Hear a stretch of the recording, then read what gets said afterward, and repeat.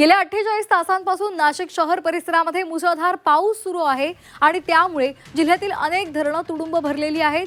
पावसाचा मोठ्या प्रमाणात विसर्ग सुद्धा केला जातोय। पाण्याचा मोठ्या प्रमाणात विसर्ग सुरू आहे। नाशिकच्या गंगापूर धरणातून तब्बल 12,000 क्युसेकनं पाण्याचा विसर्ग केला जातोय। गोदावरी नदीला पूर आलेला आहे। गोदाघाट परिसरामध्ये असलेले छोटे मोठे सगळे मंदिरं ही पाण्याखाली गेलेली आहेत। दुतोंड्या मारुतीच्या छातीपर्यंत पाणी आलेलं आहे आणि त्यामुळे नदीकाठच्या गावांना सतर्कतेचा इशारा देण्यात आलेला आहे। तर आपण ही दृश्य पाहतोय। गोदावरी नदीमधली ही दृश्य आहेत। मोठ्या प्रमाणात पाऊस झालेला आहे आणि त्यामुळे गोदावरीला पूर आलेला आहे। नदीकाठच्या गावांना सतर्कतेचा इशारा देण्यात आलेला आहे आणि नदीकाठच्या परिसरामध्ये पाणीच पाणी झालेलं आहे।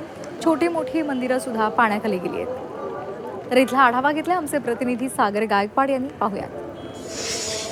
गेल्या 48 तासापासून नाशिक जिल्ह्यासह परिसरामध्ये मोठ्या प्रमाणात पाऊस पडतोय। यामुळे आता अनेक धरणं तुडुंब भरले असून त्यातून पाण्याचा विसर्ग मोठ्या प्रमाणात केला जातोय।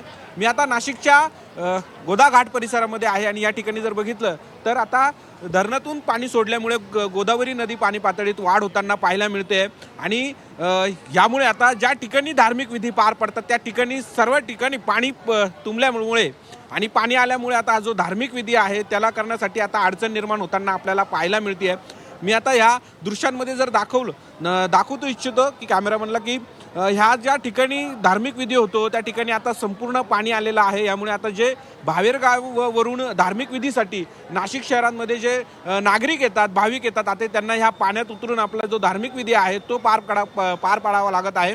यामुळे जो जीव आहे तो देखील त्यांना धोक्यात घालताना आपल्याला पाहायला मिळतोय आणि मात्र या ठिकाणी कुठल्याही प्रकारचे सुरक्षा रक्षक असतील किंवा महानगरपालिकेचे कर्मचारी असतील हे या ठिकाणी दिसत नाहीये। मात्र जो धार्मिक विधी पार पडत असताना जीव आपल्याला धोक्यात घालावा लागतोय अशा पद्धतीची स्थिती जी आहे ती आता होताना पाहायला मिळते। खरं तर गेल्या 48 तासांपासून पाऊस पडतोय आणि पावसामुळे पाणी पातळीत वाढ होताना पाहायला मिळते आणि याच्यामुळेच आता धरणातून मोठ्या प्रमाणात पाण्याचा विसर्ग करण्यात येतोय। जर पावसाचा ओघ असा सुरू राहिला तर टप्प्याटप्प्याने धरणातून पाण्याचा विसर्ग जो आहे तो मोठ्या प्रमाणात करण्यात येणार आहे। यामुळे आता या गोदाघाट परिसरामध्ये आत्ता जेवढं पाणी आहे त्याच्यापेक्षा जास्त पाणी असणार आहे। यामुळे आता नागरिकांनी भाविकांनी ह्या परिसरात येणं टाळावं असं प्रशासनाने आवाहन केलं असताना तरी पर्यटक असेल किंवा धार्मिक विधी करण्यासाठी येणारे नागरिक असतील भाविक असतील याला जुगारून या धार्मिक विधी करताना पाहायला मिळत आहे। आपला जीव धोक्यात घालताना आपल्याला पाहायला मिळत आहे। कॅमेरा पर्सन बबन सदगीरसह सागर गायकवाड, जी 24 तास, नाशिक।